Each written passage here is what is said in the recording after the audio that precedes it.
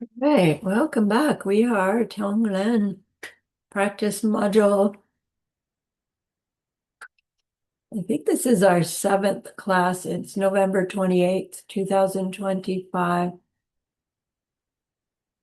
This is Friday morning. Then we meet again on Monday morning, and that'll be our last class for this practice module is on Monday. So let's gather our minds as we usually do. We'll do our opening prayers and then go right into the meditation for this class. To bring your attention to your breath until you hear from me again, please.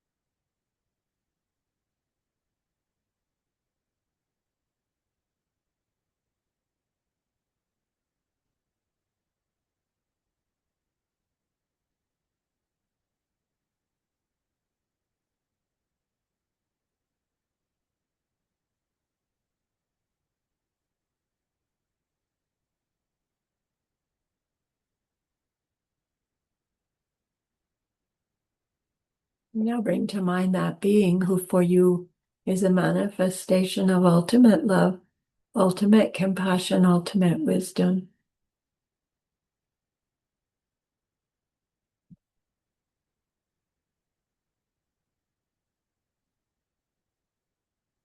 And see them there with you. They are gazing at you with their unconditional love for you, smiling at you with their holy great compassion.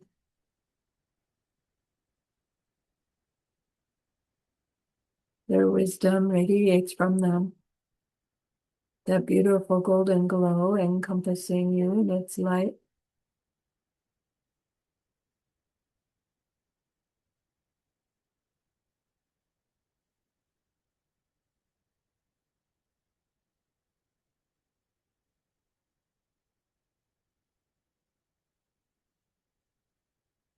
And then we hear them say, bring to mind someone you know who's hurting in some way.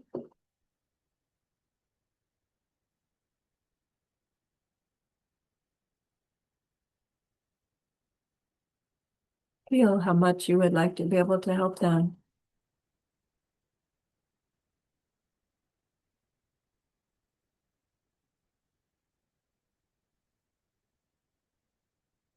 Recognize that the worldly ways we try to help fall short.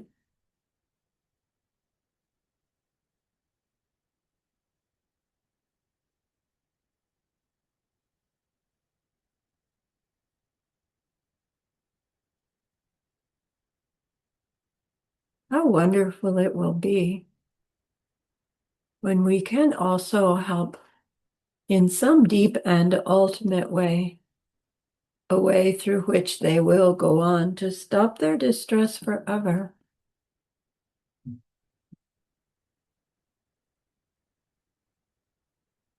Deep down, we know this is possible.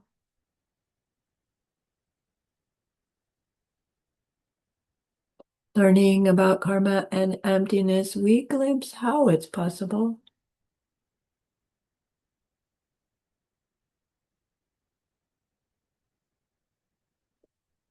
And so I invite you to grow that wish into a longing.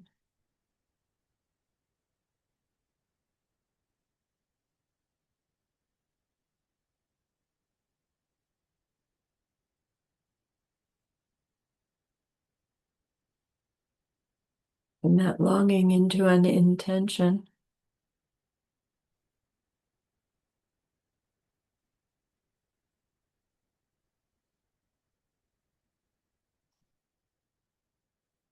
And with this strong intention, we turn our minds back to that precious holy being.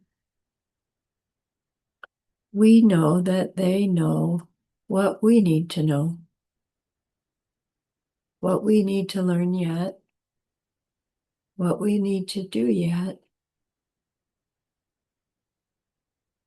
to become one who can help this other in this deep and ultimate way.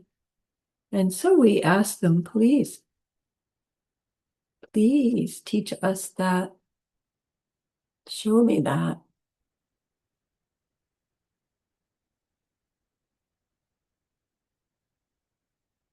And they are so happy that we've asked. Of course, they agree.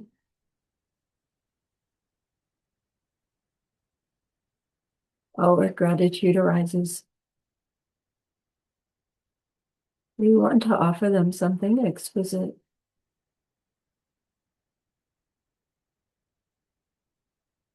And so we think of the perfect world they are teaching us how to create. We imagine we can hold it in our hands, and we offer it to them, following it with our promise to practice what they teach us, using our refuge prayer to make our promise. Here is the great earth, filled with fragrant incense and covered with a blanket of flowers. The great mountain, 4 lands, wearing the jewel of the sun and the moon. In my mind, I make them the paradise of a Buddha and offer it all to you. By this deed, may every living being experience the pure love. Idam Guru Ratnamandala Kamiriyatayami. I go for refuge until I am enlightened to the Buddha, the Dharma, and the highest community. Through the merit that I do in sharing this class and the rest, may we reach Buddhahood for the sake of every living being. I go for refuge until I am enlightened to the Buddha, the Dharma, and the highest community. Through the merit that I do in sharing this class and the rest, may we reach Buddhahood for the sake of every living being. I go for refuge until I am enlightened to the Buddha, the Dharma, and the highest community. Through the merit that I do in sharing this class and the rest, may all beings totally awaken for the benefit of every single other.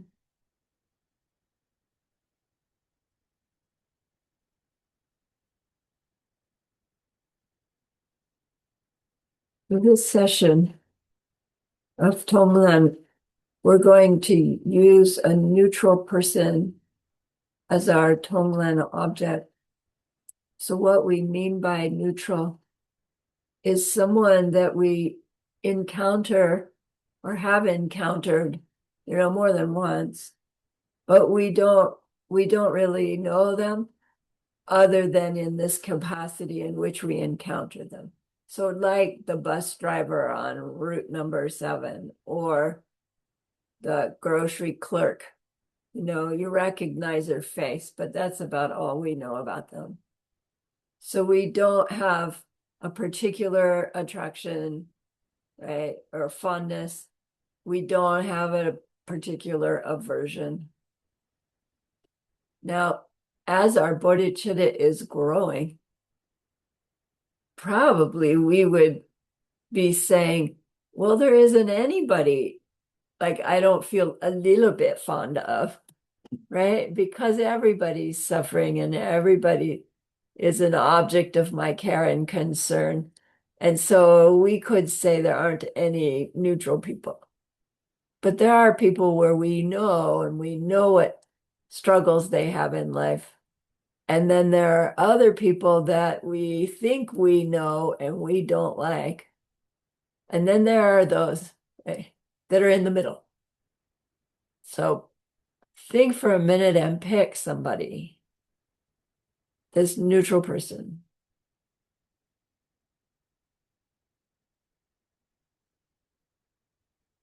Got one?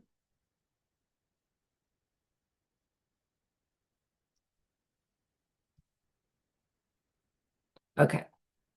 So let's settle our bodies in for meditation. We'll do our preliminaries first.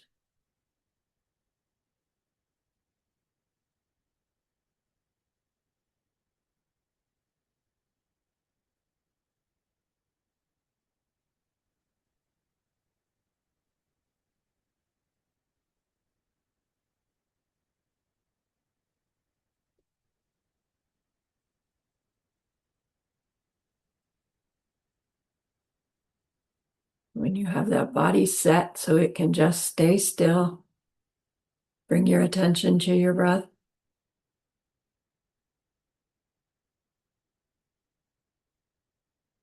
Focusing on those sensations at your nostrils,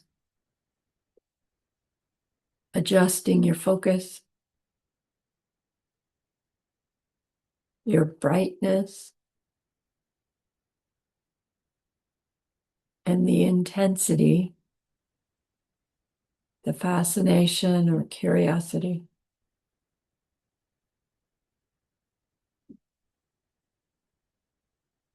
We'll use 10 breaths.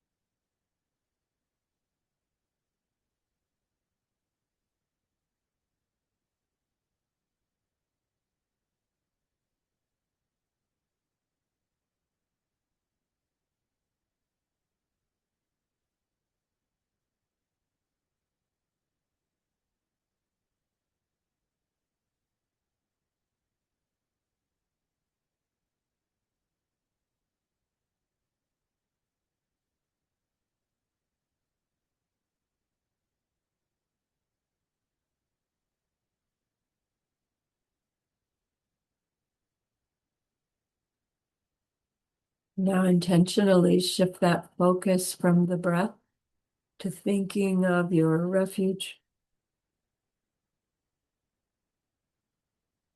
our understanding of emptiness, such that we choose our behavior more carefully.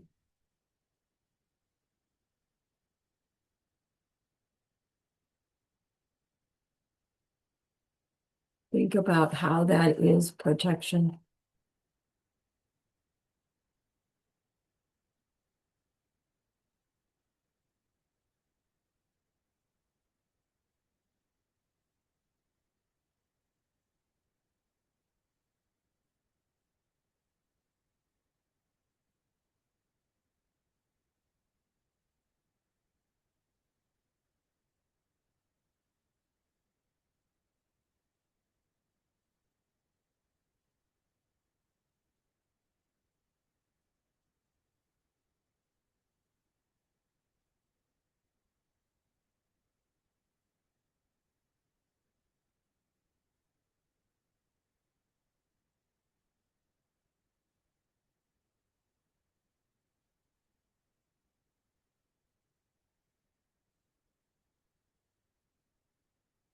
Now shift to our growing bodhicitta.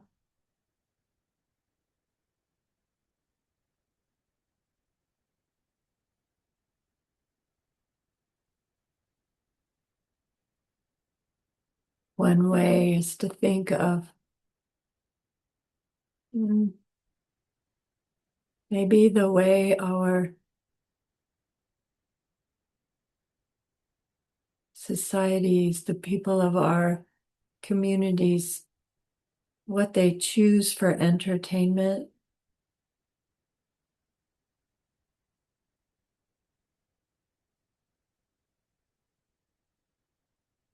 And maybe those things aren't so wholesome, and yet they seem to give some pleasure.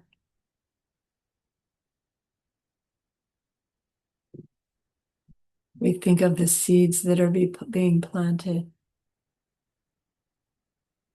and recognize we're going for pleasure in things through which we plant seeds that will bring us more suffering.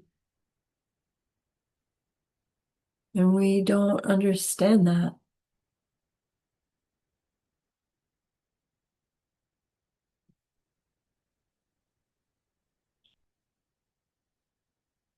Maybe it seems like divisiveness is growing and everybody seems to be struggling and not trusting anyone else.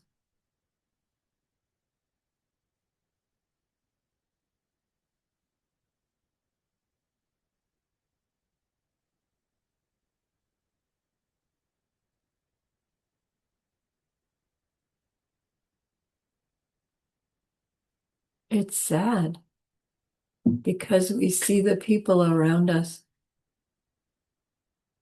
perpetuating their unhappiness in their very efforts to get some happiness. And we recognize we are doing the same. But we've gained a glimpse of how that's all born by a misunderstanding. And when we understand our misunderstanding, we can at least make some effort to stop perpetuating that mistake. And we wish so much that everybody we know could just have a glimpse of how things could be different.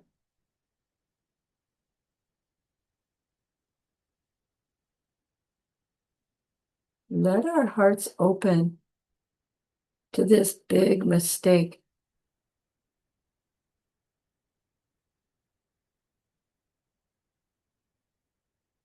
So we can grow the ability to stop making it ourselves and help others stop making it in the process. Bodhicitta.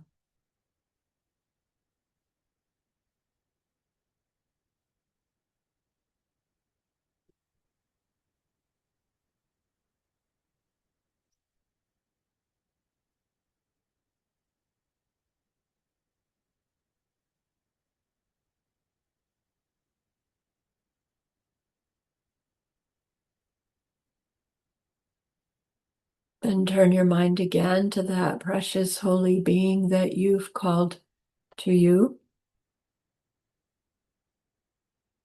See them there.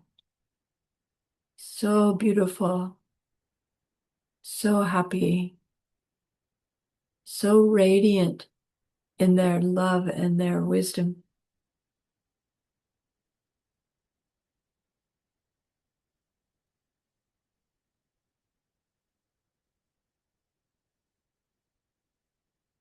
They used to perceive themselves as an ordinary being.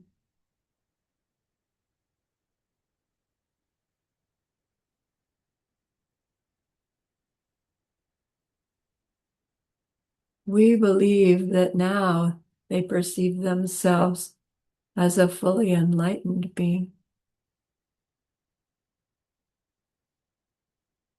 Think of their good qualities.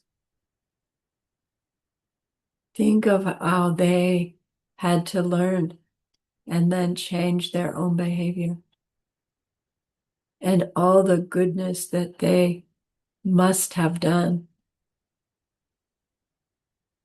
to reach this state of their own enlightenment.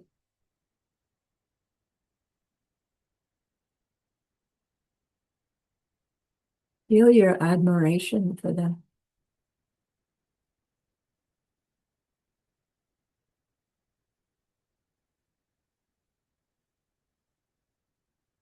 Feel your aspiration to do the same, to become like them.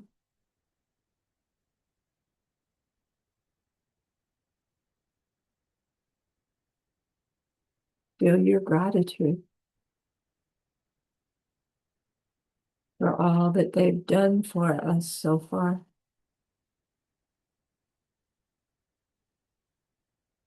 And show them a sign of respect.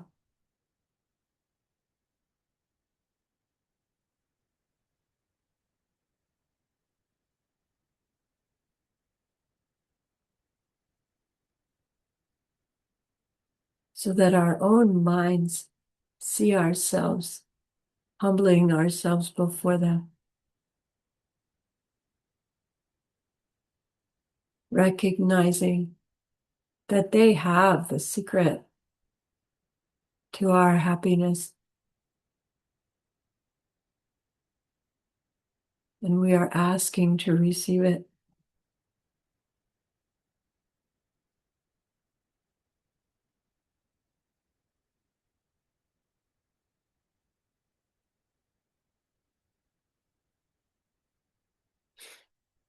Next, make them an offering, both out of a sense of gratitude and out of a sense of making a sincere request to receive more from them.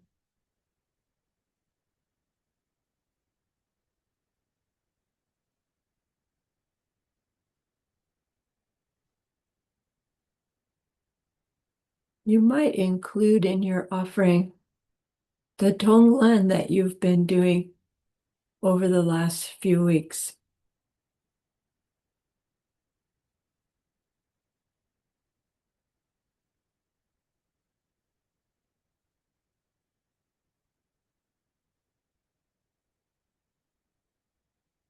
See how happy they are with you.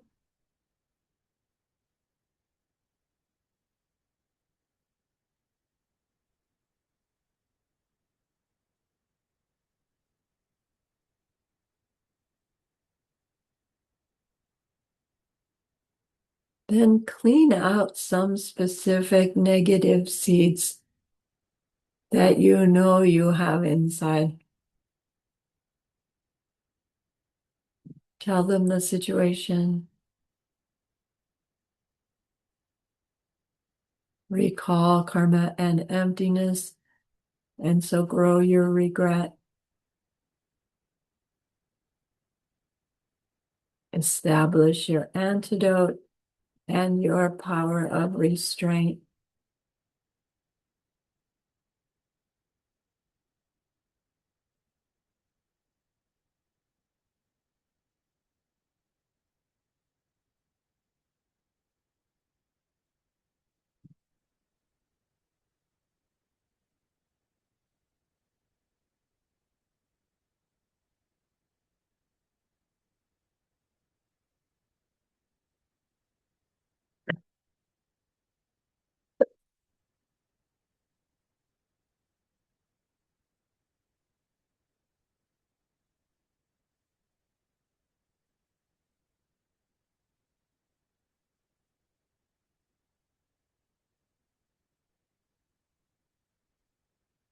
And fill that space in your heart that you've cleaned out with rejoicing.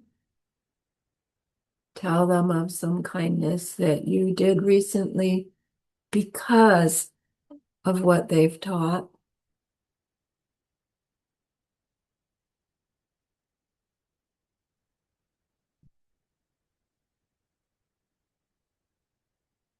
Tell them of some goodness you saw another one do.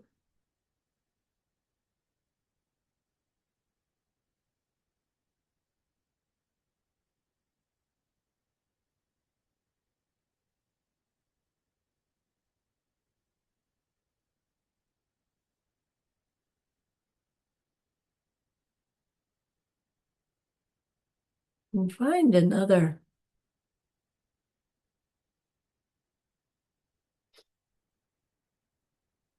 Maybe some change in our outer world that we're seeing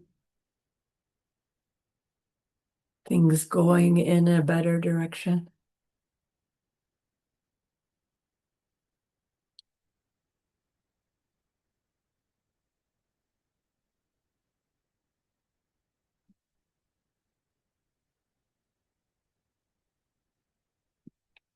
See your holy being so happy that you are seeing yourself share with them these intentionally made kindnesses.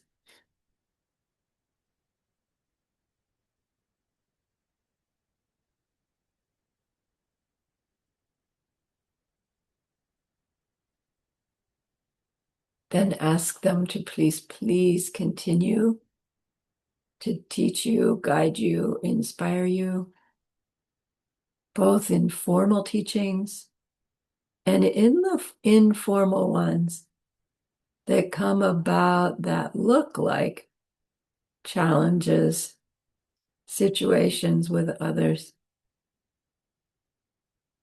that push us to choose our behavior more intentionally.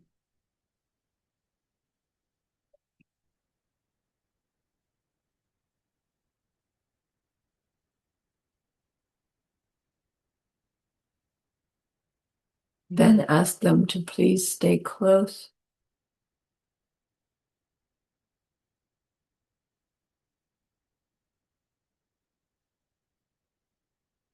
If they are in a physical manifestation for you, pray for their long and healthy life.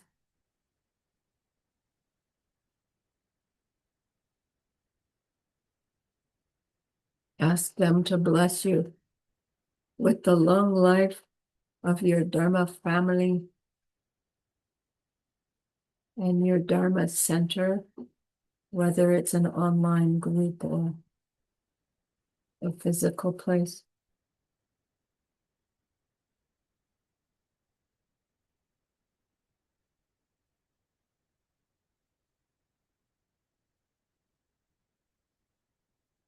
Then dedicate what we've done just so far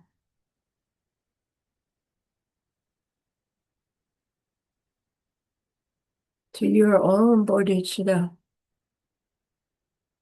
growing so big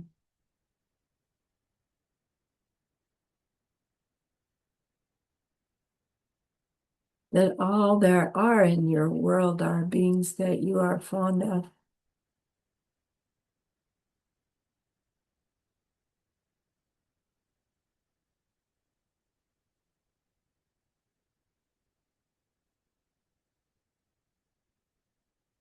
And turn your mind back to check your physical body to see if it needs adjustment.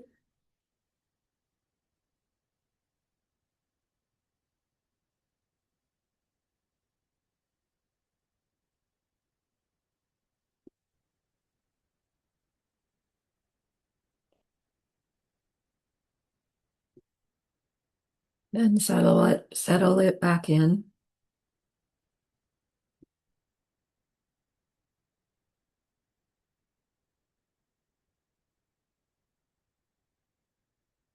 Bring your attention to your breath to settle the mind.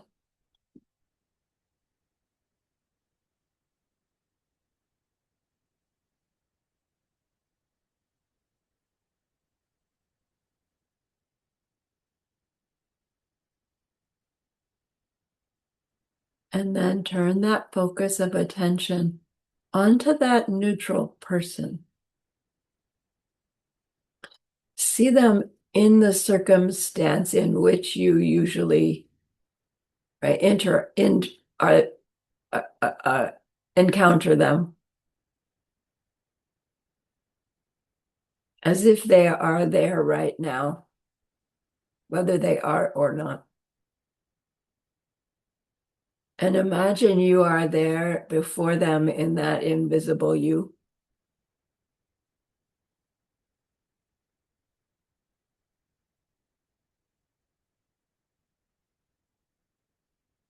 Recognize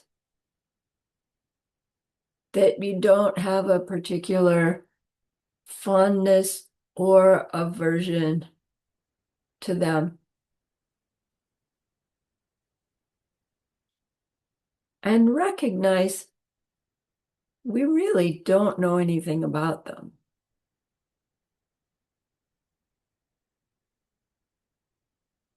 And so we need to pay a little closer attention.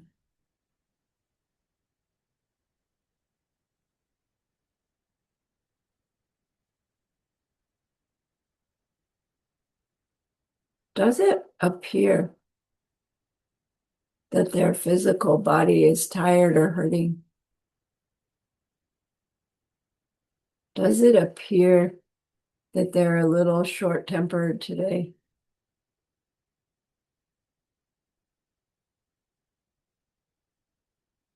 Just by watching them over a short period of time, we can imagine putting ourselves in their shoes. And we can think, what might they be feeling? What might they be experiencing?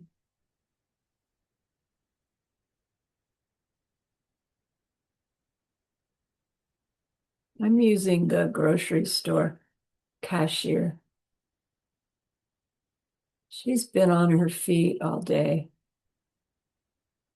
I imagine her feet hurt, but she's tired and eager to get home. So maybe feeling a little cranky and experiencing customers that are impatient. I don't really know,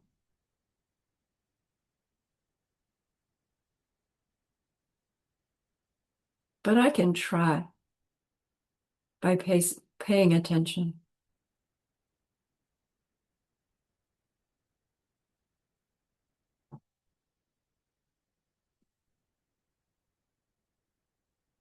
So settle on some form of distress that you feel you are perceiving in them.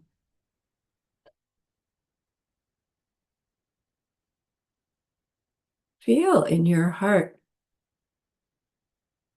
I really wish I could help them. I wish something I could say would take her feet pain away.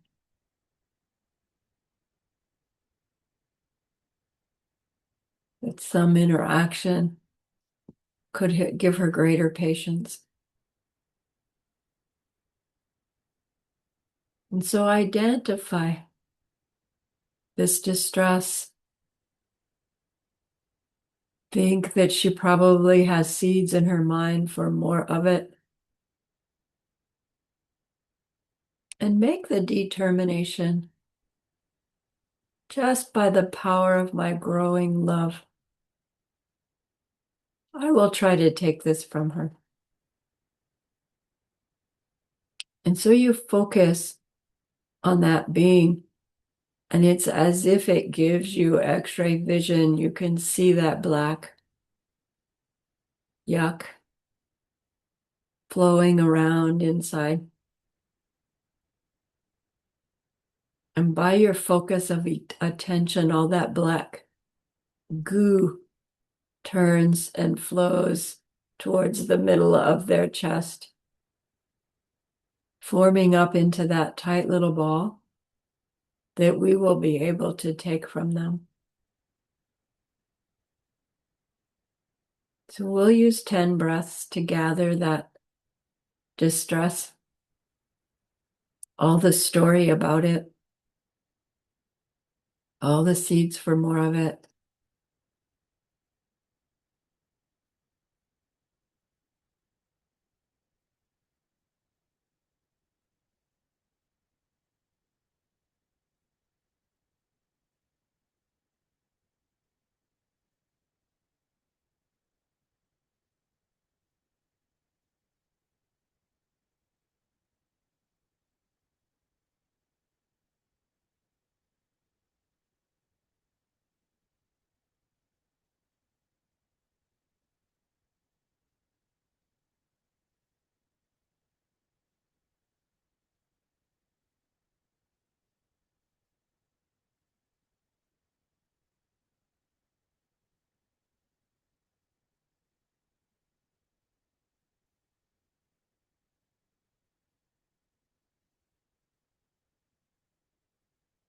When we have it in that tight little ball, we shift to our intention.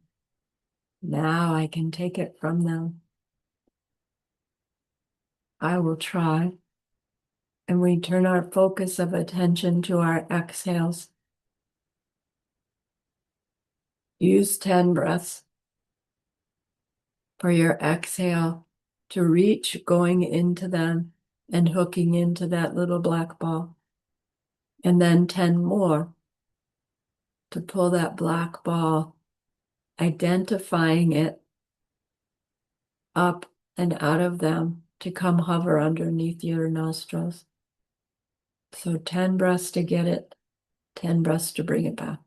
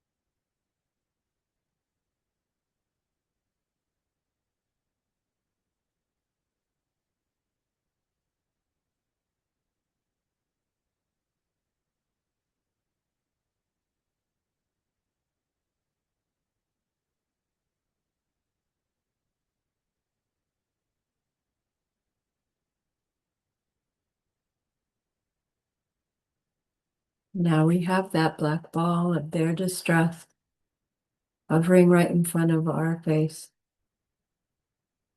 Recognize again what's in that black ball of goo and recognize any distress I can see in my world is my own seeds.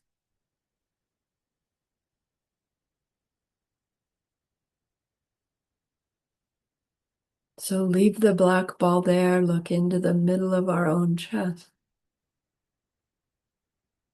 And we see that tiny little red flame, the flame of our own self-cherishing, self-grasping, meaning our belief that me and other are separate. And so therefore, me is most important. To get what me wants, to avoid what me doesn't want. And as a result of that, this mistaken me has created the behaviors that makes me see that distress in my world.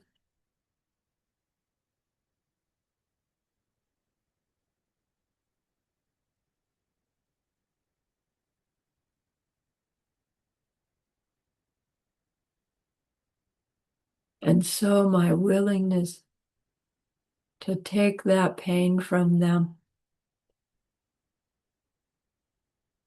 through that willingness. I can use their black ball of distress to destroy my misunderstanding. And I'm going to do it. So you set yourself up, and then you know what to do. Long exhale, then long inhale, watching that black ball go down. So when you're ready,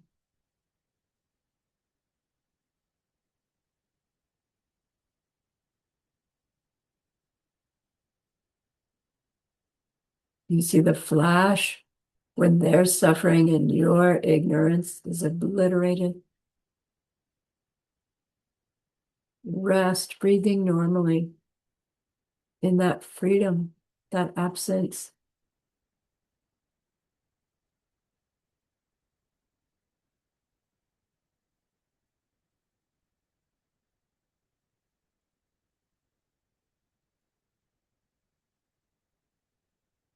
That bodhicitta.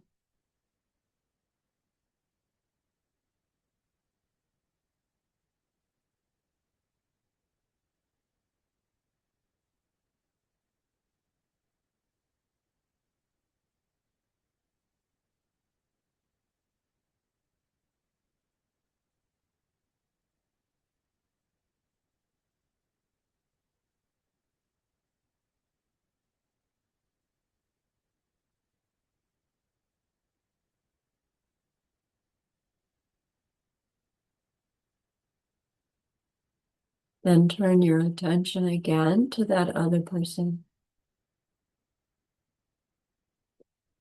See that they're feeling this amazing relief. Their mood is suddenly so bright and happy. They feel so confident that they can handle life.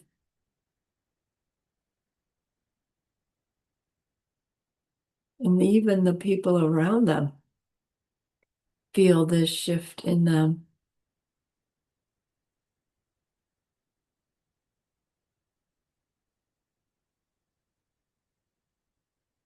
Notice how you feel towards them now. Is it the same as when we started?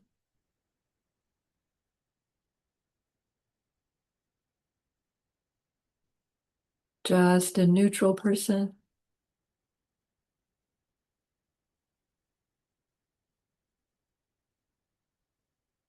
Or is our fondness for them growing a little bit?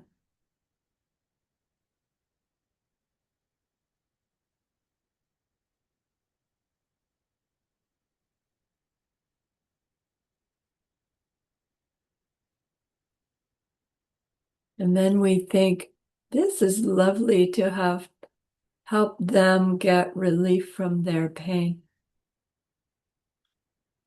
Now I'd like to give them anything that might help them get even happier. And that very thought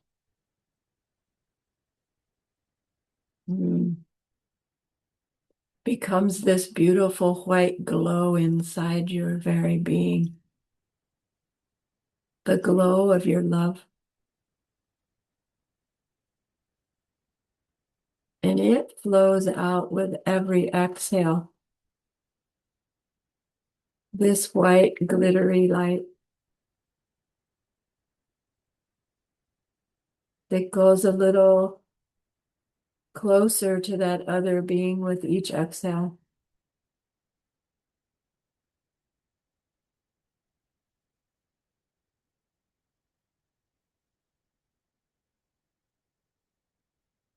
And as it reaches them, it spreads and flows down over and around the outside of them,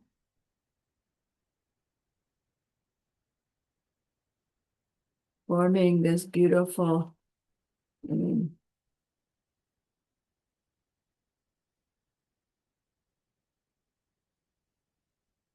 light of protection.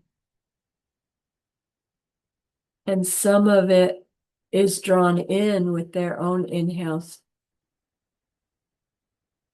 where it goes in and it fills the inside of their body with that same white light of love.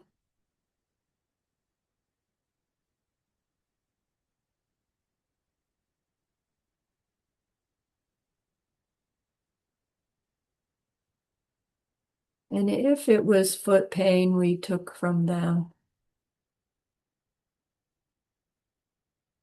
this white light heals their feet. It becomes the perfect pair of shoes for them. And it becomes a glimpse into the wisdom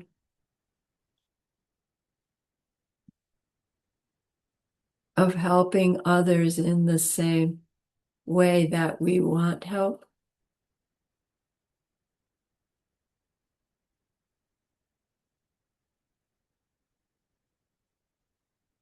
And so this continued light that we continue to share on our exhales,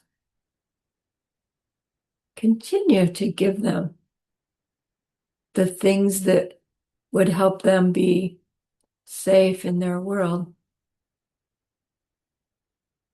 things that would help their life be easier,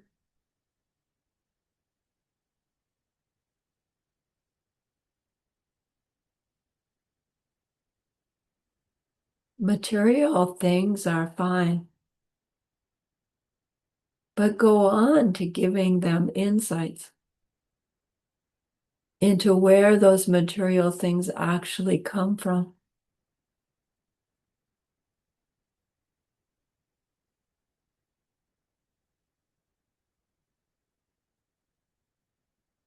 Give them insight into where happiness actually comes from.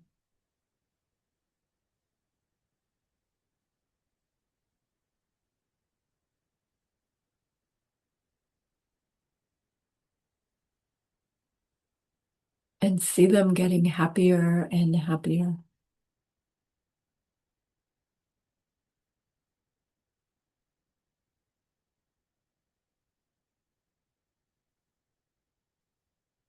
Until everyone they encounter feels like that person loves them so much.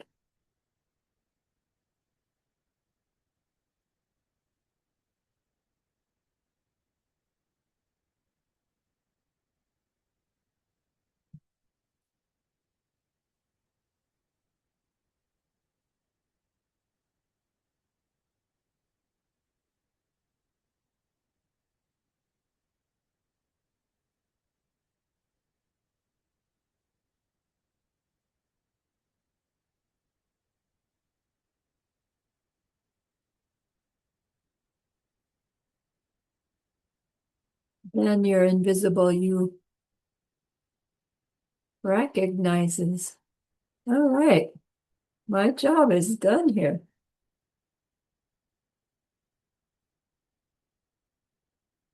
And you can bring your awareness back into your this you.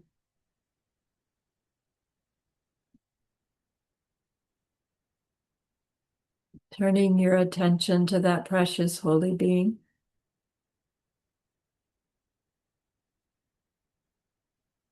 See them so happy with you. Feel your gratitude to them.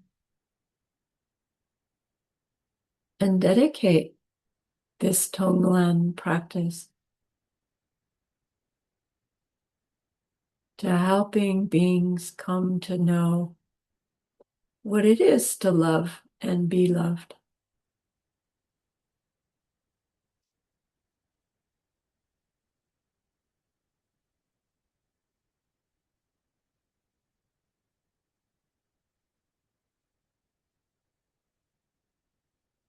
And then be aware of your physical body in your room. And when you're ready, open your eyes, take a stretch.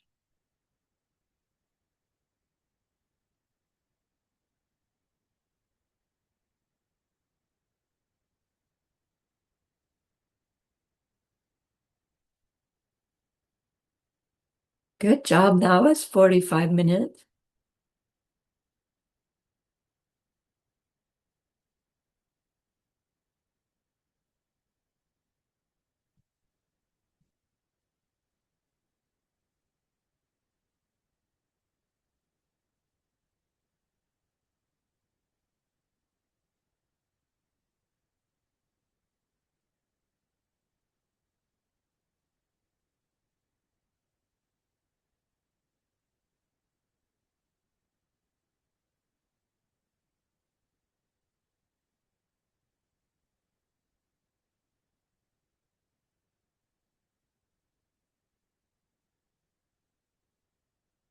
So we can see that there's really no limit to what we can take and what we can give when we're doing it in our imagination, in our fantasy. And I still, when I hear myself say in our fantasy, a part of my mind says, well, then it's not real. It's not really going to be the case that when I see that lady the next time, like she'll just be different than she was before. But that's my mind's own belief in things having their identities and qualities in them, from them, that makes me still think that.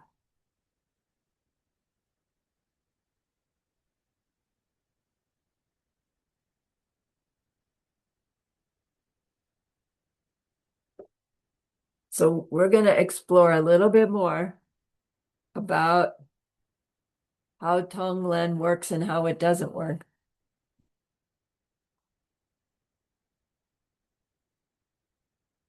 Hmm. But let's do a little review. Where does TongLen fit in the Lum rim? Who remembers? Victor. bodhicitta, Growing our bodhicitta. Where is it in the Lum rim that we grow our bodhicitta?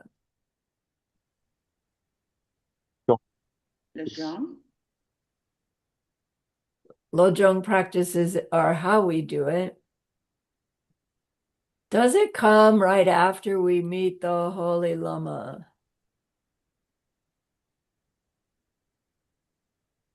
Maybe like the first thing Geshe Michael ever does is the pen. But It comes. typically, when we get our renunciation and we know we need help and we find somebody to help, the first thing they say is get the essence of your life. How do I do that? Recognize your own impermanence. We could be dead 4 minutes from now. Then what happens? Either down, maybe up, maybe same thing, but probably, right, worse rebirth than what we have. Egads, what can I do about it? Right? Refuge in karma and emptiness. And so we learn about karma mostly, not so much emptiness. And at this level, they say our concern is still our self-concern. How do I stop my suffering? Right? As humans, our physical bodies have evolved with that default mechanism for safety. And so it's like, what about me is meant to keep us safe in the world so that we can keep our progeny safe in the world, right? Because somehow that passing on our DNA is primary. It's like, I don't think I'm human. But regardless, the the protect me is so deep. And from that level, as we're growing our renunciation and our understanding of karma, it is natural and human nature to be thinking, how do I stop my suffering? Because if we don't recognize we have suffering and we go, oh no, just everybody else's suffering is what I care about, we really are like hiding something, hiding from ourselves. It's not selfish to recognize this life, it's just broken. And to aspire to stop perpetuating a broken world, a broken life. And we call that aspiration wanting to reach nirvana, the end of our own mental afflictions forever. Then, after probably many lifetimes of working at that level, we have the extraordinary circumstances to have the seeds coming to the surface of, yeah, I get that my pain, right, is terrible. And now somehow I'm recognizing that, oh my gosh, other people feel it too. Like we always knew it, but it just didn't quite sink in because our distress was so much bigger, even when it really may or may not have been. Our self-concern was so strong. But then as we're working with the karma to reach nirvana, our goodness is growing. We are avoiding harming others to reach nirvana. And in that avoiding harming others, we're getting more keenly aware of how it is that we do harm others and how others harm us and how others harm others. And we're recognizing, man, you can change that cycle. So at some point, our renunciation starts to shift to others. And we probably get this sense of overwhelm, but there are so many others.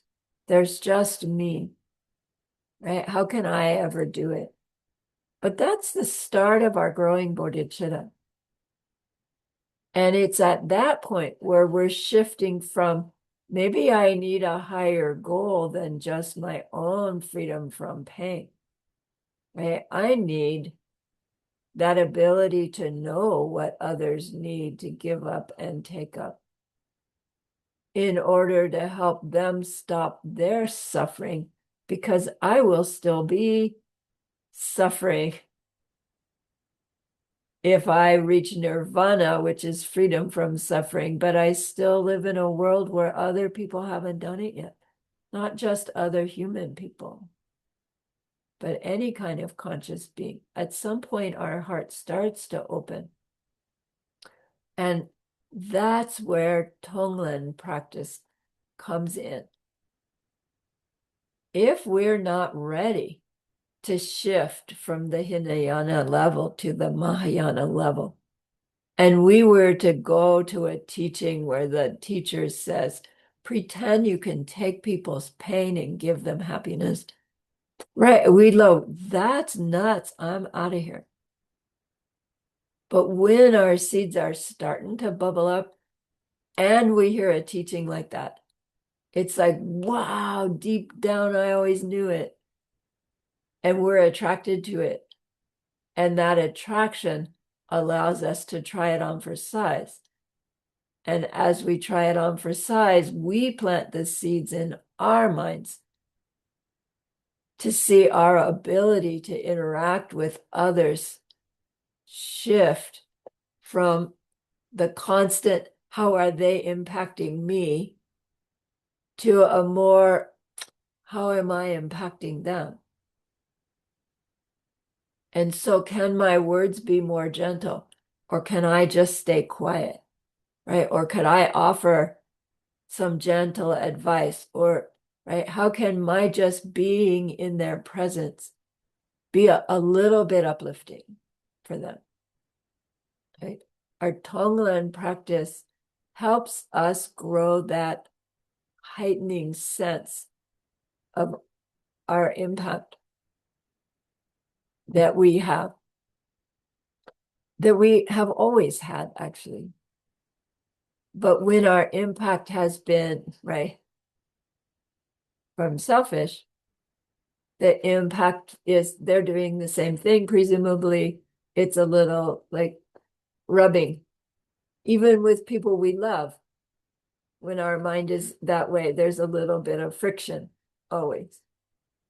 We can imagine this heart change where we don't have this me that needs protection so much. And so we're willing, right, to say this friction is unnecessary. I'm going to, right, let it be. I don't need to fix it. I don't need to stop it. I can be in it and, right, radiate this loving concern. And our own selfish seeds will reach a level, a bar at some point where up it'll come again. What about me? Right?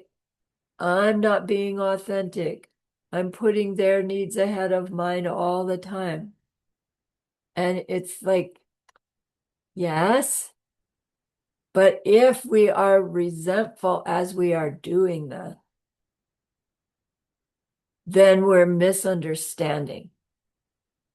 I was in healthcare for a long time, and I would see the caretakers, right, of the parent with, usually it was a dementia. And the caretaker, they're spending their whole life looking after this person. And they do it because they love the person. But they were exhausted, right? They were coming to me like exhausted and short-tempered, and it's like, well, how can you get a bad result from doing such a good thing, taking care of your parent? But when our state of mind is still colored with our ordinary point of view, then there's this underlying resentment. Not anybody's fault, just the ignorance. And then that task of taking care of the parent is seen as an effort and a chore at some point. And when it doesn't go well and the parent blames you for stuff, it's hard. It's hard to keep that up and not feel it in the body. So it's such a difficult situation. And it's born of this deep, deep, deep misunderstanding that isn't anybody's fault, right? The exhausted caregiver, right? I couldn't say, look, you're exhausted because you're resentful. Like they would have said, thank you very much, I'm out of here. Because it's only true because we misunderstand, and we misunderstand because we are here samsaric beings. So, it's like, oh my gosh, the gratitude to past me's for doing whatever they did to get me to the place where I can learn these things, right? And recognize, oh, it's all that my own resentment, right? Of trying to be kind to everybody when deep down I just wanted to be selfish slob me. That's why my body was so tired. But even just to come to that realization doesn't make it go away, because those seeds have been planted, right? And we work with it and work with it. And then it's like, well, what kind of worldly thing is going to help me get over my deep-seated selfishness? There's no worldly thing that can do it.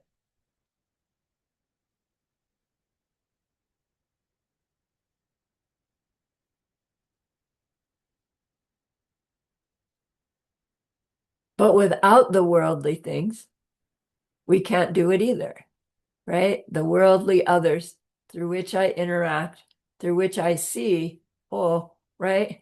Me's trying to get the upper hand here.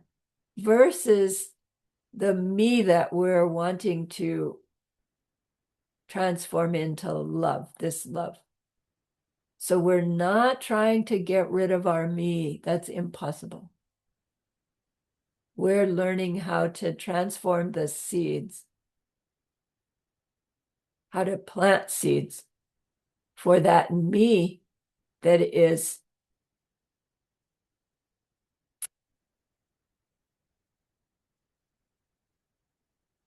all inclusive. Does that make sense? The me that understands me's relationship to other and interaction between. So I'm getting ahead of myself. Where does TongLen come in our practice? In that growing our bodhicitta, which shifts us from Hinayana level practitioners, I want to reach nirvana, to Mahayana level practitioners, I need nirvana plus omniscience. And the way I reach that is by growing my love and compassion and my personal responsibility.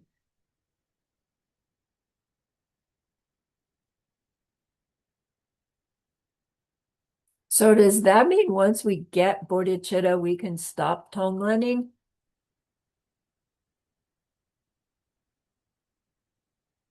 We wouldn't want to, right? Yeah, you probably could, but why would we? Right? If that was how we made this shift from not bodhicitta to bodhicitta, we will keep tonglening, right? And last class we'll talk about like all day tonglen and even tonglen through what we call dying, so that we can grow this sense of tonglening all the time. Let's take our break, or I'm going to go on for the whole hour.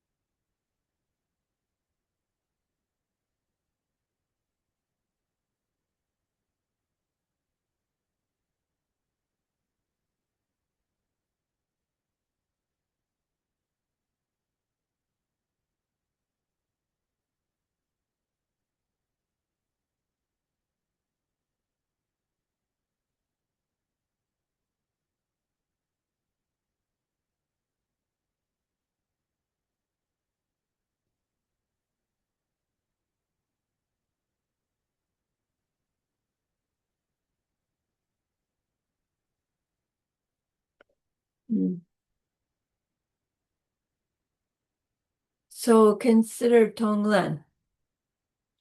TongLen works because whatever we imagine comes true, right?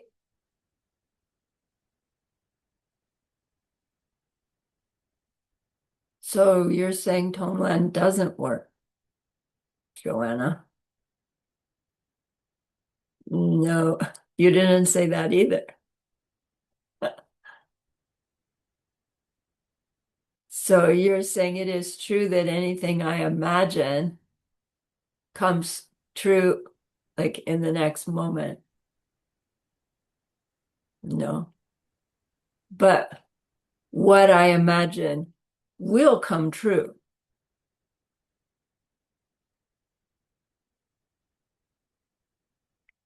Yeah, good. Not really.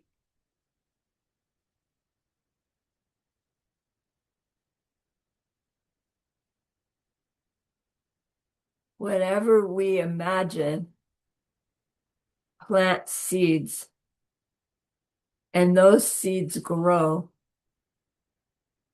And when they ripen, they'll ripen into something similar to what we imagined, but not identical because the seeds have grown.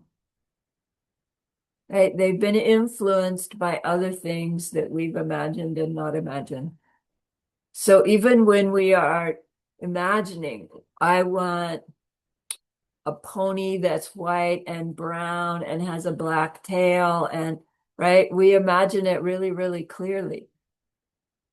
And then, I don't know, suppose the little kid's imagining that pony. And then one day dad brings home a little blonde pony, with a pale tail. And the little kid says, "This is not my pony." Right? Thank you very much, but no, my pony needs to be brown and white with a black tail. Right? And then dad goes, "Okay, sorry, no pony for you." Right?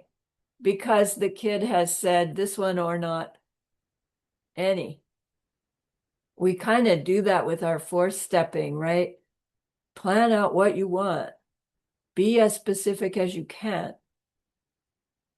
But that's only in order to clearly identify what seeds to plant. It's it's not then meant to say, look for that result, because if you're focusing on getting that result and it shows up over here looking like this, right? You like disregard this. The seeds that we plant, the result's going to be bigger and better, right? When we plant good seeds, the results are going to be bigger and better than what we imagined. Which, when we're talking TongLen, it's like, wow, because we're deciding to TongLen to imagine that we know another's suffering.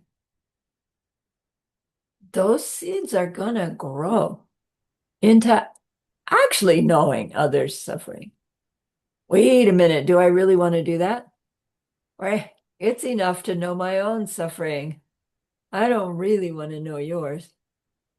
But, right, as Buddhas, we will not just know, we will, well, that's not fair. We will know others' suffering directly, what they need to give up and what they need to take up.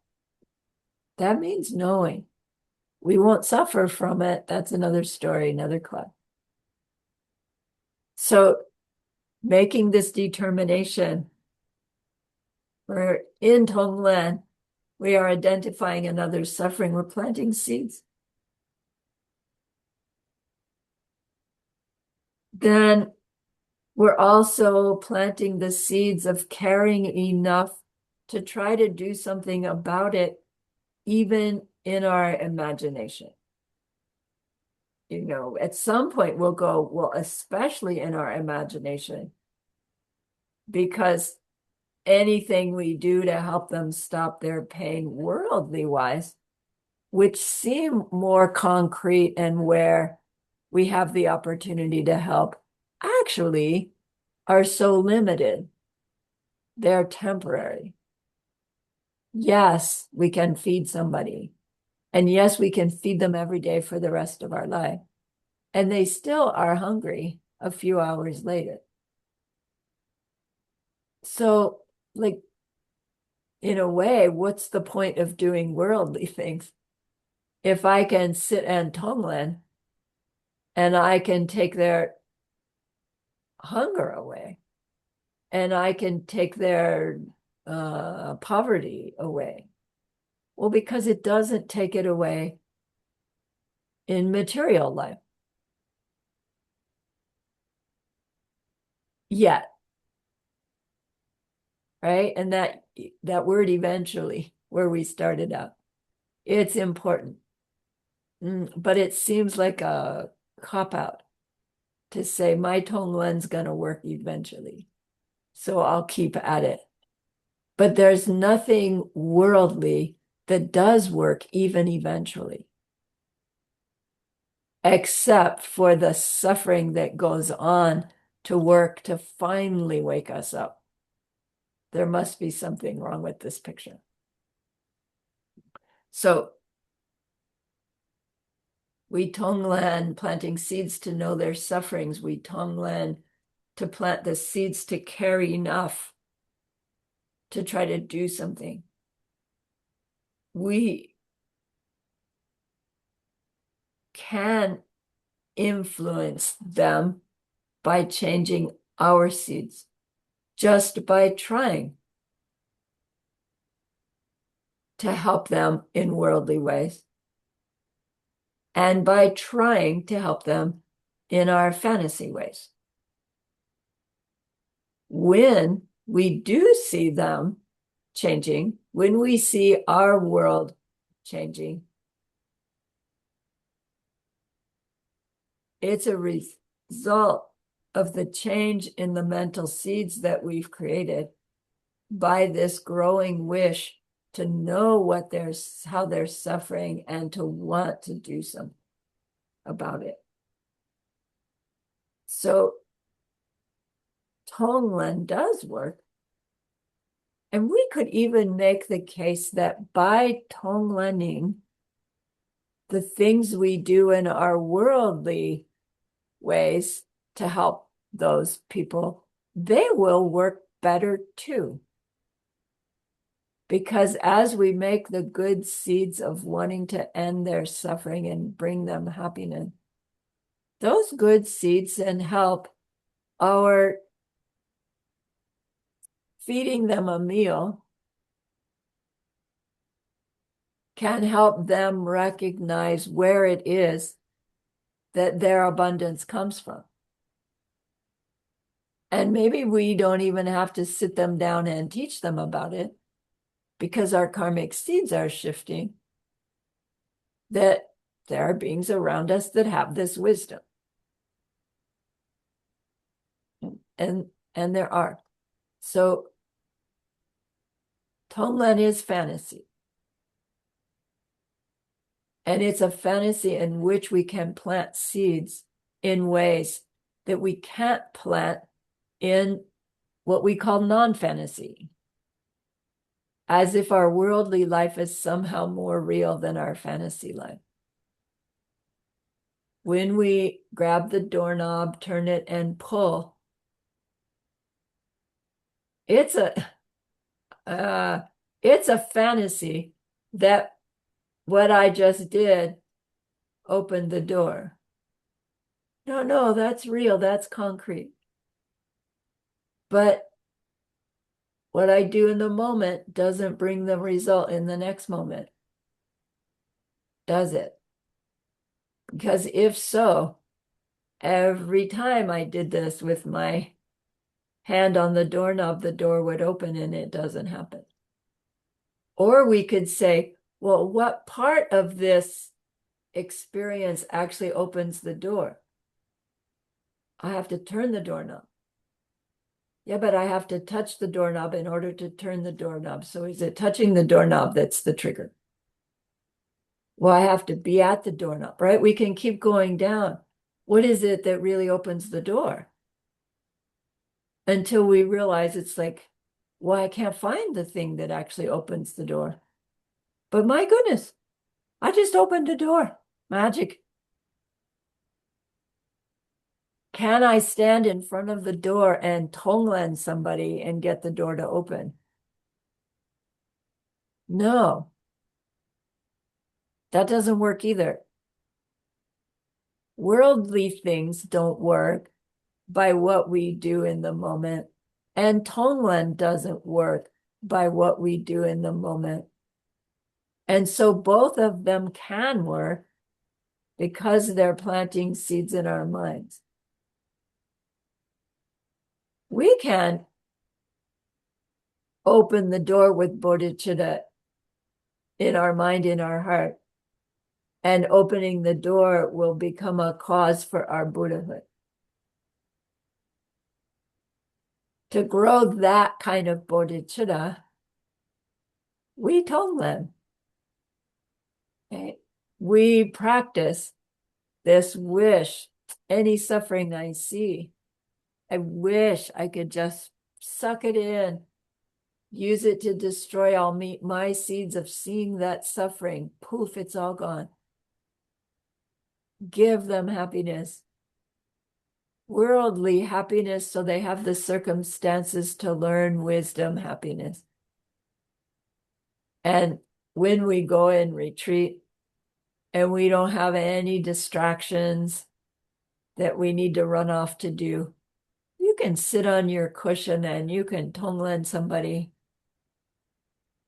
taking them through all of the ACI realizations, all of the diamond wave realizations, until that person is teaching everybody in their world, because our fantasy story is unlimited and it's so fun, and there are so many beings to do that.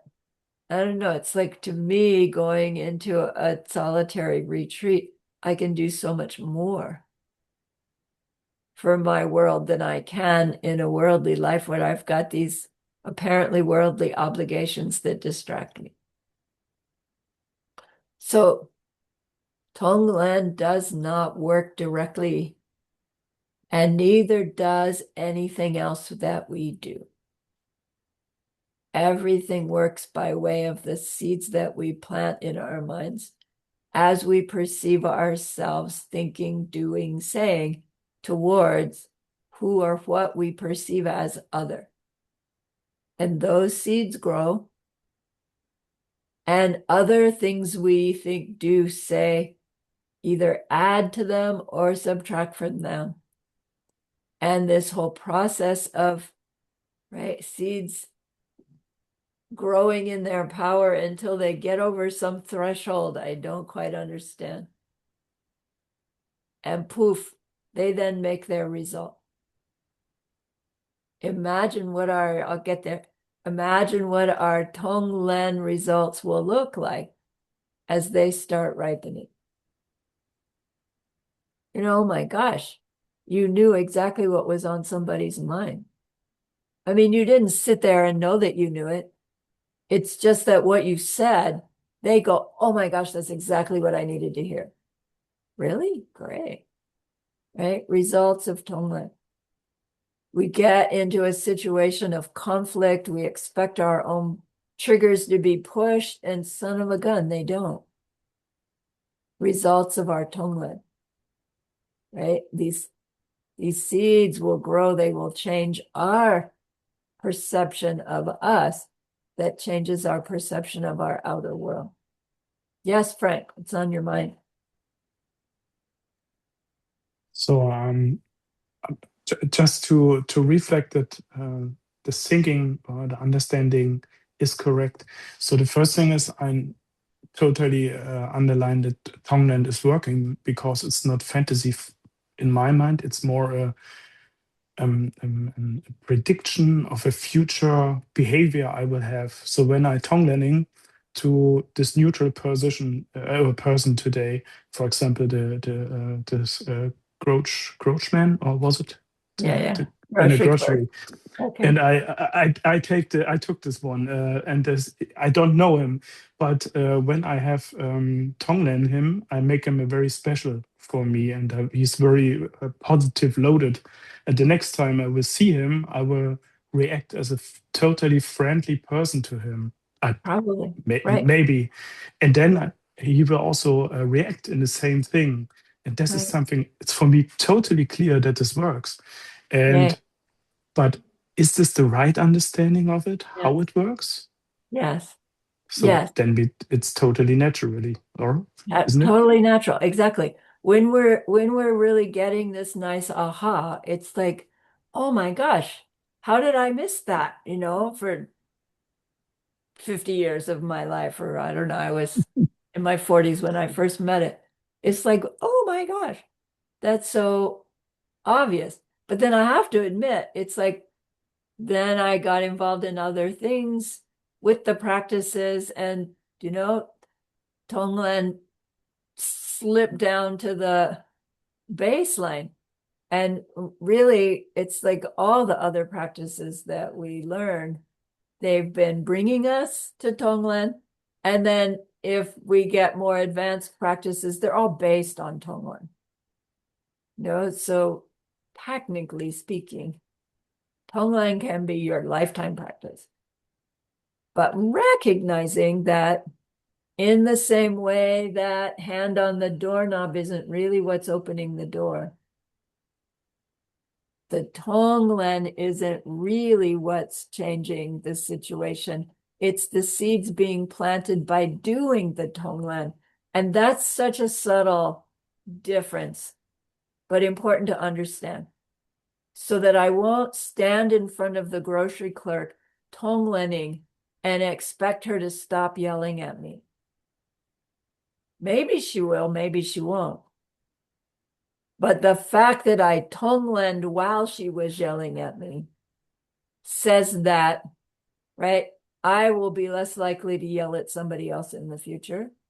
And I am less likely to react badly when somebody yells at me. And when I don't react badly when somebody yells at me, that's when I'm burning off, upset seeds, burning off the negativity of burning off the perpetuating of the yelling. So Tonglen does help, not in the moment, but it's what to do in the moment as long as you are in a physically safe space, right? So yes, it's true that you can Tonglen the mugger as he's coming at you, right? But if we expect my Tonglening the mugger will make them stop and hug me instead, we might be disappointed. But if we really understand, it's like maybe we'd get to the point where it's like, no, I won't be disappointed at all because I'm still tonglening, right? As they're doing whatever they're doing, trying to take care of them, even as they're hurting me, right? We learn that bodhisattvas will try to prevent the other person from hurting the other person, me, but do so in a way that doesn't hurt them first, right? Old worldview is hurt the person who's trying to hurt somebody else because that's how you stop them. And that's how we perpetuate people hurting people. But I got distracted. Our Tonglen in the moment doesn't bring its result in the next moment in the same way that nothing else does either.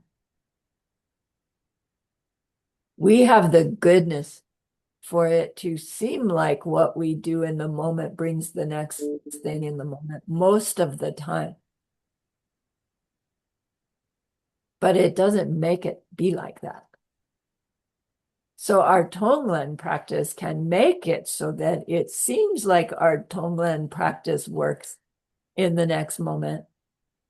But what's working in the next moment is ripening seeds from past TongLening in the same way that whatever we do in our worldly way that seems to work in the next moment is ripening seeds from having helped somebody else somehow do something in the next moment effectively. Right? Thank goodness we have those seeds.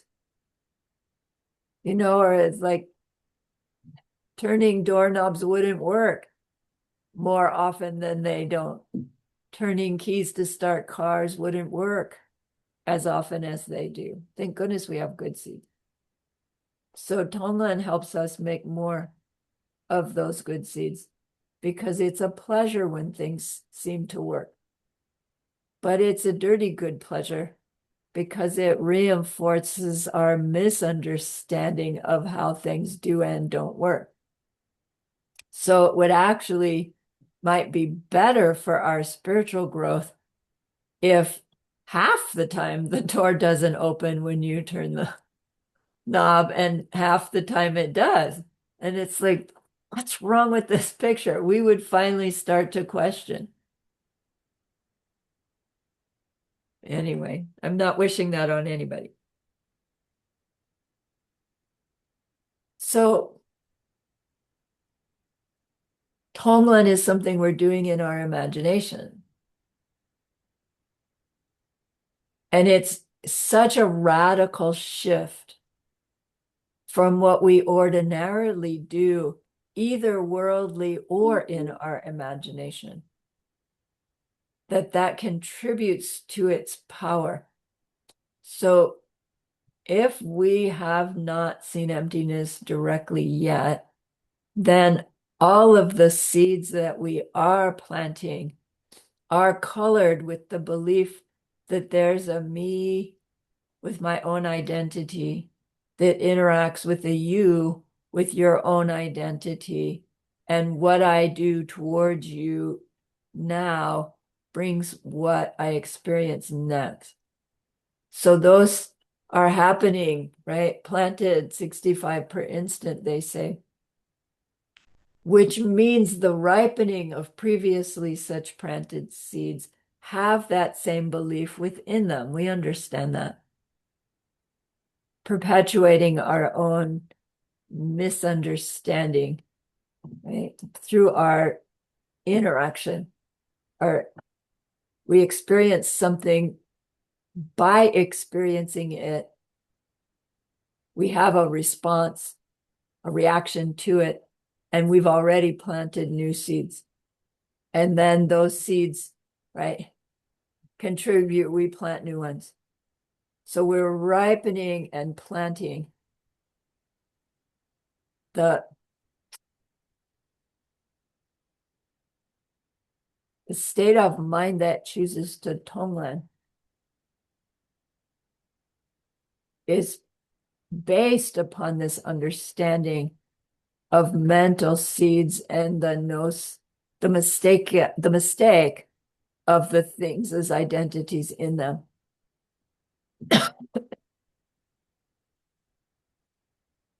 So to do TongLen,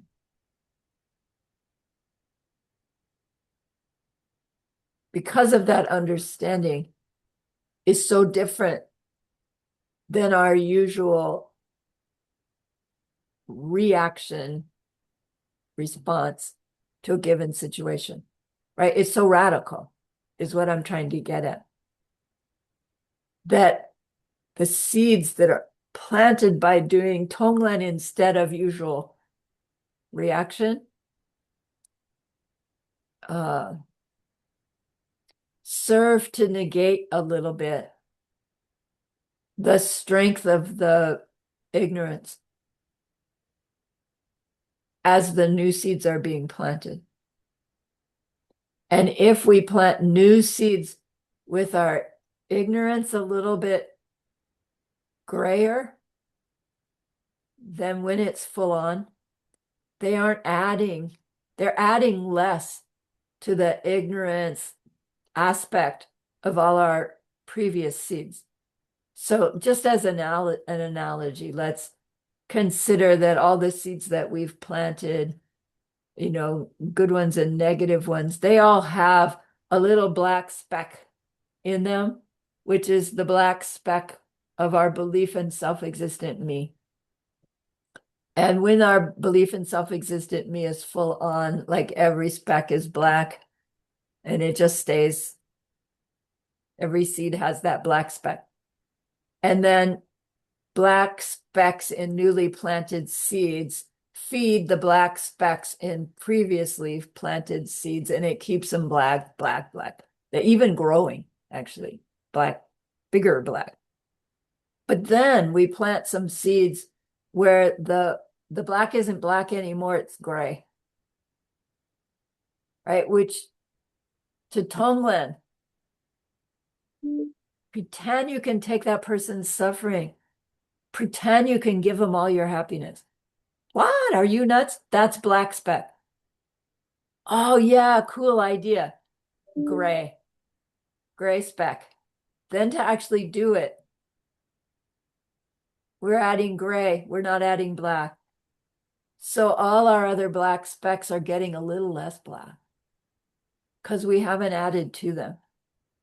And we keep adding gray, gray, gray. The black ones are getting less, less, less black. Do you see where it's going? Until we see emptiness directly, we're still adding gray, even with our TongLen practice. But it's getting less and less and less gray. So the black that was in there before is not being added to as much. That TongLen will take us, it will feed us towards our direct perception where we finally don't believe in the black anymore. So we can't plant any new black or gray, even as we experience things that way. Yes, Frank. Yeah, this was a little bit my suspicion for them what I said. So, what is the situation where I not see emptiness in making Tonglen? Oh, was a little bit hard explained. So when I do Tonglen, and how is it working without emptiness, and how is it working with emptiness? So, Right, sorry. right. So once we've seen emptiness directly and we still TongLen, then it's even more powerful because it's not that we're just knocking out the black stuff. We are adding white seeds. We are adding white seeds, powerful white seeds. So our TongLen practice will get all that more powerfully affecting our own seeds to TongLen after we've seen emptiness directly, which we will continue to do. So when we're TongLening, if somebody didn't know anything about karma and emptiness, and they got an instruction on TongLen and they go, wow, cool, I'm going to do that. Right? It would still be useful for them. When we know that the reason we're doing TongLen is because we're doing it to plant seeds, because we understand that's how we create the identity of things. Our informed TongLen practice is in every seed planted has that included in it. So our TongLen practice will be more powerfully effective on our own mind to set ourselves up going into it. I'm doing TongLen because I understand about karma and emptiness. And then once we see the black ball touch the flame and they obliterate each other and the wisps of smoke and blood, you can use that to sit for a short moment in what'll it be like when my ignorance is actually destroyed. I imagine yourself in that all availability or the potentiality or the absence of self-existence of all things, right? The whatever your highest concept of self-existence all gone. for those few moments right after you've obliterated everything. Imagine that you're sitting in the direct perception of emptiness there. It won't be it, probably, but someday it could be it because we've been planting seeds. Okay. Which also then says, well, wait, I plant seeds in my mind by way of what I see myself do for others. Well, then maybe as part of this like long version of TongLen for somebody else, TongLen them right into their own direct perception of emptiness with bodhicitta in their heart, right? Give them in your imagination that realization experience. Why not? Right? We plant the seeds. Those seeds will be growing. Yeah, but I've been doing it for embarrassing 30 years. And that experience hasn't happened to me yet. Yeah, you remember the word eventually, right? What we fantasize about will eventually come true. That and something better. Because until we've had direct perception, our imagination of what we're giving the other person, it won't be quite right. But those seeds will grow, right? The not quite right will grow too, but leave that part. It will grow into the actual experience. So yay. It's like there's nothing else to do but TongLen. It's so sweet. But we heard that about other practices as well.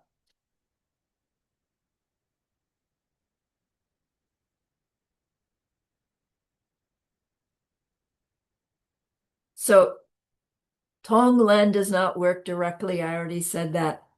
And neither does anything else.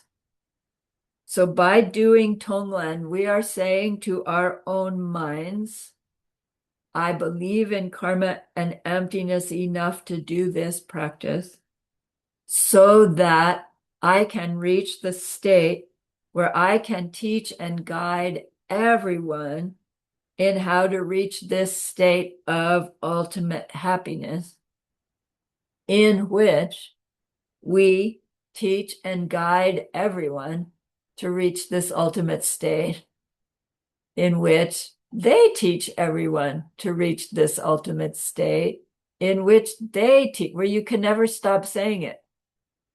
And it's like, well, then does that mean there's always a time when there's somebody that doesn't get it, so that those who have gotten it always have something to do?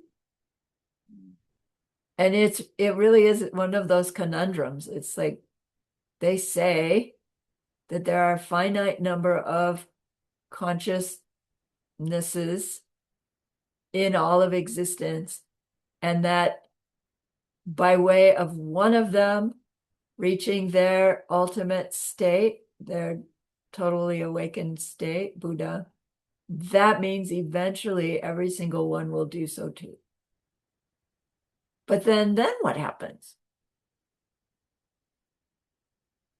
If reaching our ultimate state is not self-existent, then it means we will need to perpetuate ourselves in that ultimate state. It's not like once we reach Buddha, we become self-existent Buddha, and we will stay that way forever. Right? We know ourselves to be blank, seeds ripening, seeds planting process happening. Our compassion continues to perpetuate the seed planting that's ripening as Buddha me and Buddha paradise emanating. So don't we always need somebody to emanate to help? Does that mean there'll never be the end of somebody's suffering? Like, I don't know the answer. I'm still cooking that one.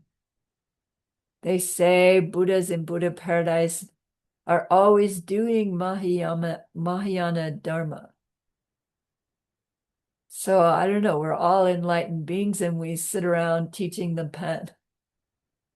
It's like, really? Is that enough to perpetuate our Buddhahood? Don't we have to perpetuate stopping suffering? I don't know, right? Think about it. Mm.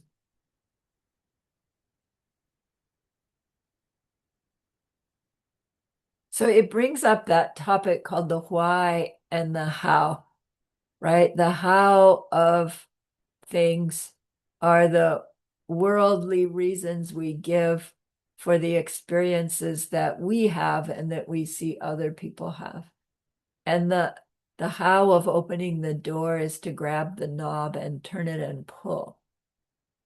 And sometimes it works and sometimes it doesn't. But the why of things is always karmic seeds planted by some similar behavior towards another, now ripening, in my experience, that happening to me. And even in that happening to me is the misunderstanding that there's a me here, independent of the that, so that that and me can interact in that way that is my experience. That misunderstanding is being perpetuated by the experiencing it that way. When we TongLen, we're saying to ourselves, I'm understanding the mistake in some way, and I'm going to intentionally plant seeds that are not agreeing with that mistake by seeing myself suck away somebody else's pain because I understand it's my seeds ripening to see them in that way. I'm going to use it to destroy my own misunderstanding, thinking I have my nature independent of how others experience me. And I'm going to use that freedom from that mistake to give that other all kinds of happiness, worldly, all the way up to ultimate. Our own mind is watching us do it.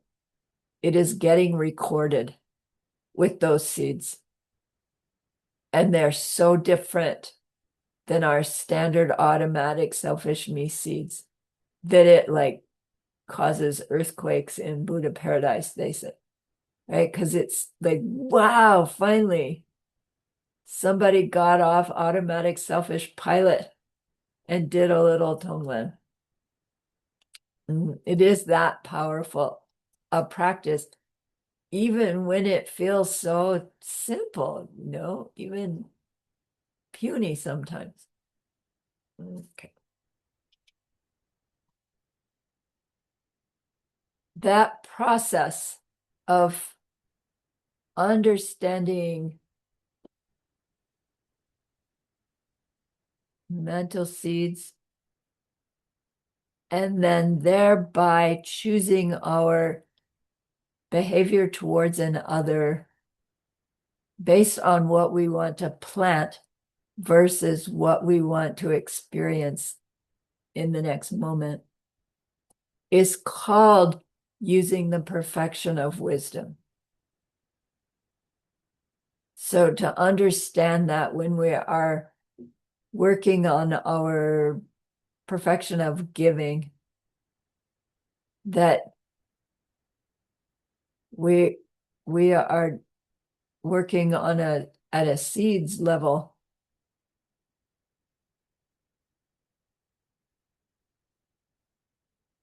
I lost my train of thought there. And to choose our behaviors differently because we understand about mental seeds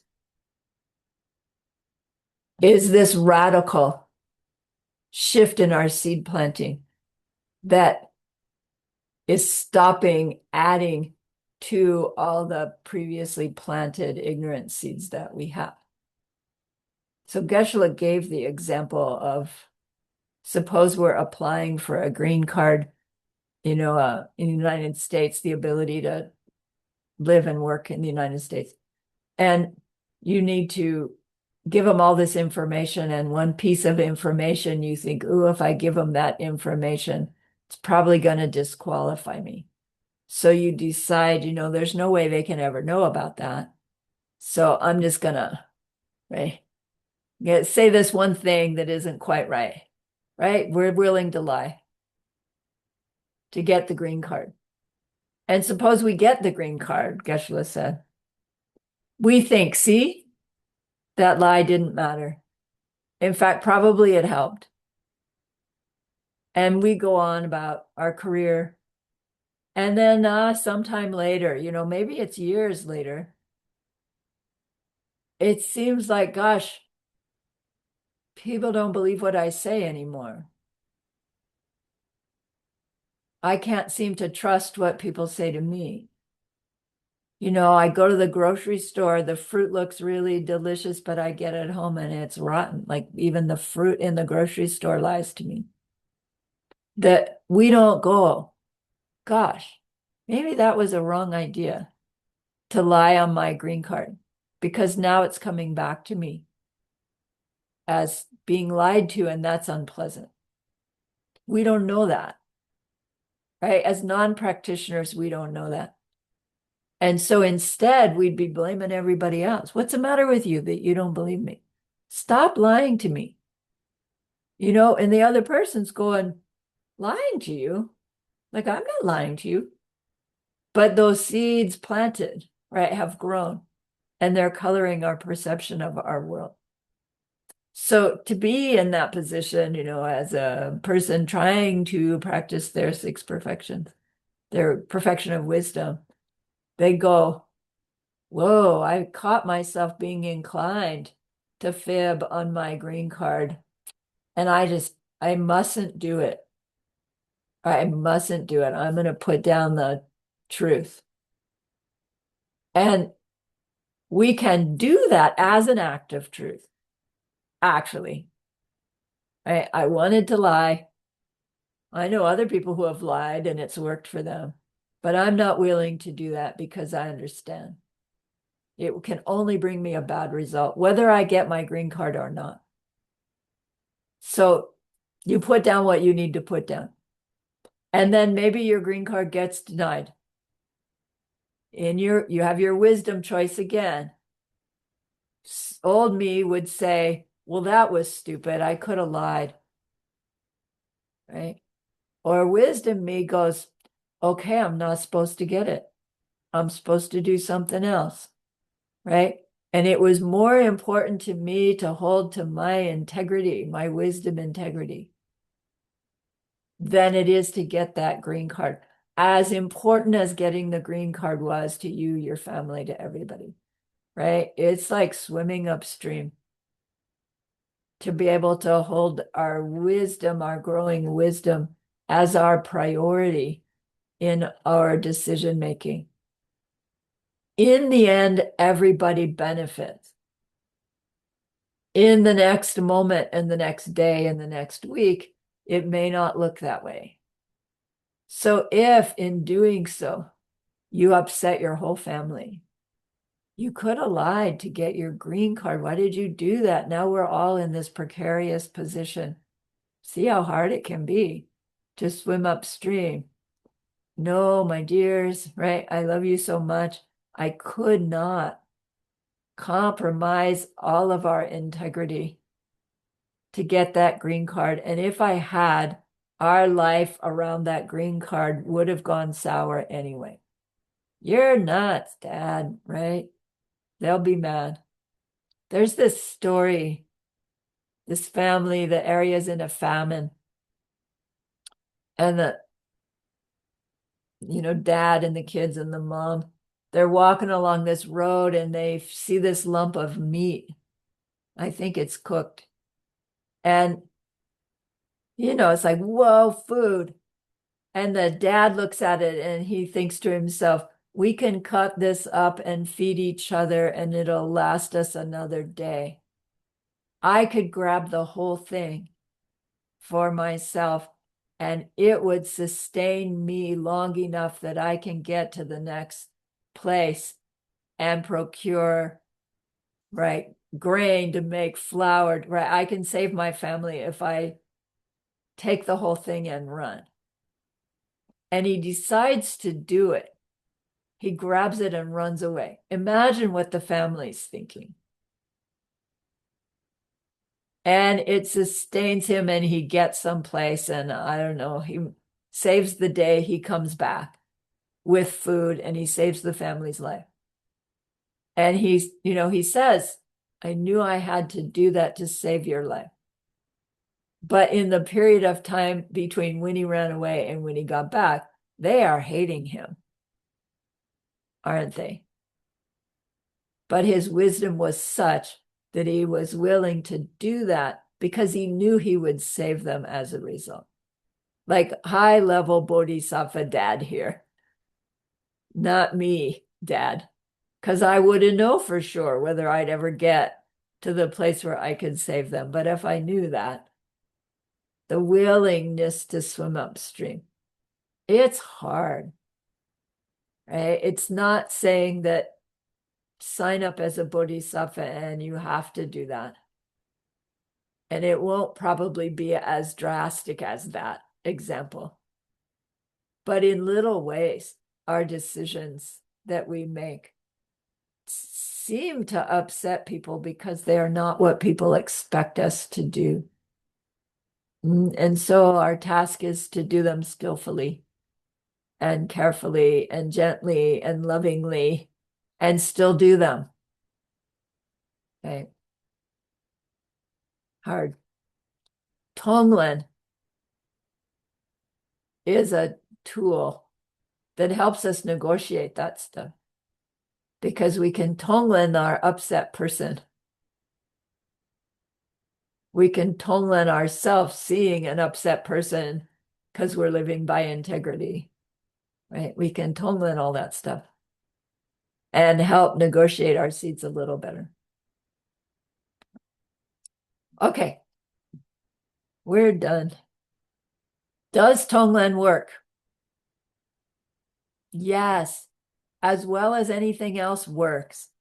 Does it work in the moment? Not yet. Will it eventually? Yes. Cool. So remember that person we wanted to help at the beginning of class. Think of what we now know and how we will use it to help them in that deep and ultimate way someday. And recognize what a great, great goodness that is. Be happy with yourself.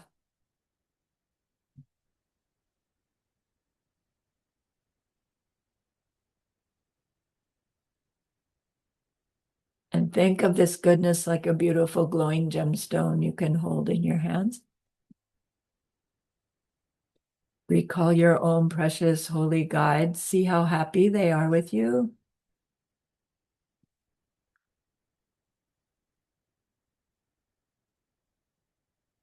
Ask them to please, please stay close, to continue to guide you, help you, inspire you.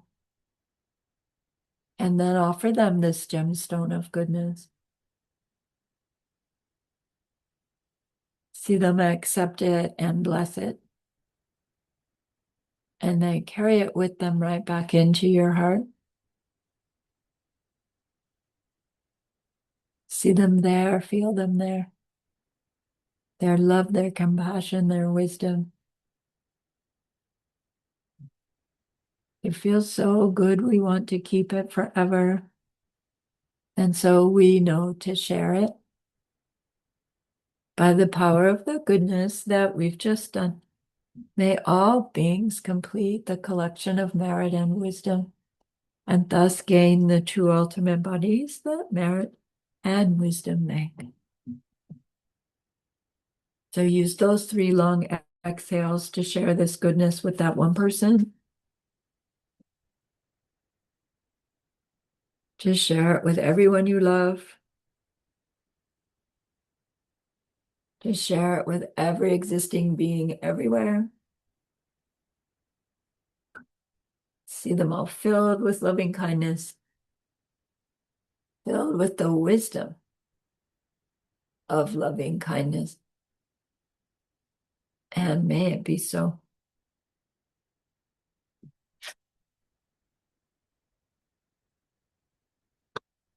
All right. Thank you so much for the opportunity to share. TongLen.